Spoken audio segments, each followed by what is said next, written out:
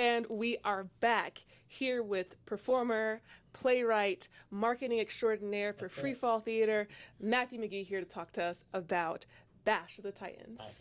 Thank you Welcome so much. to the show. Thank you. Yay. What a great introduction. Yes, Bash of the Titans. Wow, you got to see it. I did. I went last night, and it was great. I love it. So I'll have a review coming out this week. Oh my gosh. Okay. Yeah. It's it's a fun journny. We're running this thing for 7 weeks, which I can't even believe, and I think people are still discovering it. So every time we do the show, the crowds get bigger and bigger because, unlike when you were telling me earlier before we started rolling, you've seen Clash of the Titans. You'd be amazed how many people haven't. Right. I haven't, honestly. And when the show was announced, I did like a deep dive on Clash of the Titans. But this really blew out my expectations because of the music. Yeah, the music. And just how fast-paced, and I can't believe you're going to do it for 7 weeks. I can't even. Because it is high energy. Yeah. Now, this is a jukebox parody of Yes. Clash of the Titans, inspired by 80s music. 80s Can you music? talk to us about the source material? What is Clash of the Titans? What is that story, and how you guys are adapting it and reimagining it? We call it in the play, we say that an epic of the cinema was released that would both scar and uplift a generation. You could see Clash of the Titans on HBO all the time. We used to joke that HBO is actually really means, hey, Beastmaster's on. Because they used to play that show, Beastmaster, the movie Beastmaster. Yeah. But they also play Clash of the Titans a lot. And we all got to talking about the fact Eric Davis, our artistic director, we got to talking about how we have watched that movie so many times growing up, and that we thought it was sort of rife for parody and would be really fun if we could somehow set it to music. In early talks, we were going to write a whole new score for it.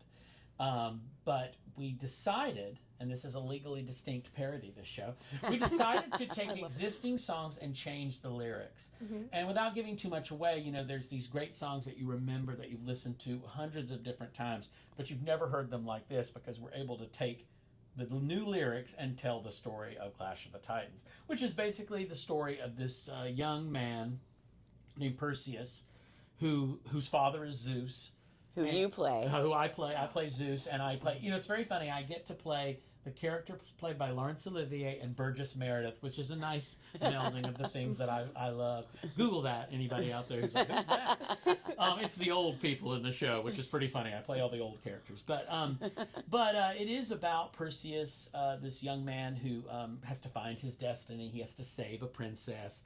And he basically has to contend with not only saving the princess, but also dealing with the gods and their petty tantrums and whims. And so that's kind of what happens. If you don't know the movie, if you know Greek mythology, you'll still follow along and think it's kind of funny to watch these gods, behaving badly.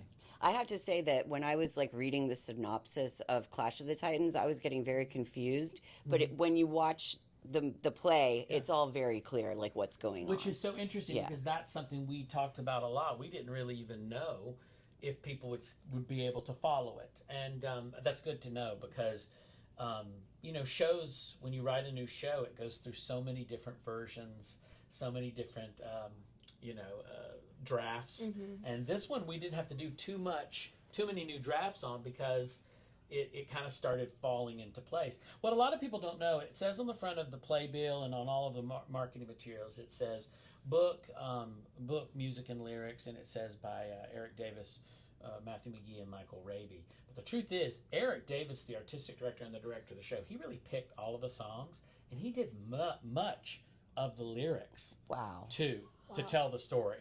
And then Michael, of course, added so much to that. I only added one thing to the show. That moment when we sing Bash of the Titans. It sounds like Queen's Flash Gordon thing. Yeah. I said I want to put that in there somewhere, and we only do it with a really small moment. But yeah, Eric did all that, and then Michael arranged it all. Yeah. And then we spent a few weeks before we even started rehearsals just sort of acting it out amongst ourselves in the rehearsal hall before all the people got there. And what an exciting thing. We had some people come last night from Orlando saying that this show would really be a fun one to enter into Fringe.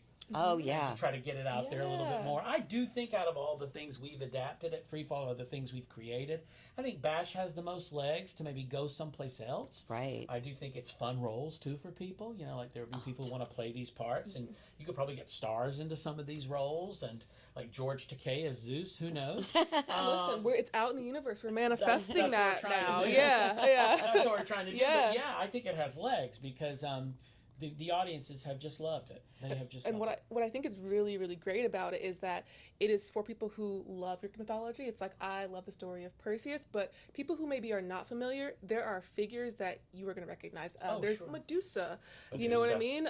Andromeda, I believe there's the Kraken. She's like, in the original movie, she's the Kraken. Are we releasing the Kraken? We try. Okay, we try to release it. Yes. We do the best we can in there. And we even have a flying stallion named Pegasus. It's amazing the things we accomplish back there. And if you look behind the stage, it's all people pushing lifts and stuff. But it's kind of funny to watch. Yeah, we do all of that stuff.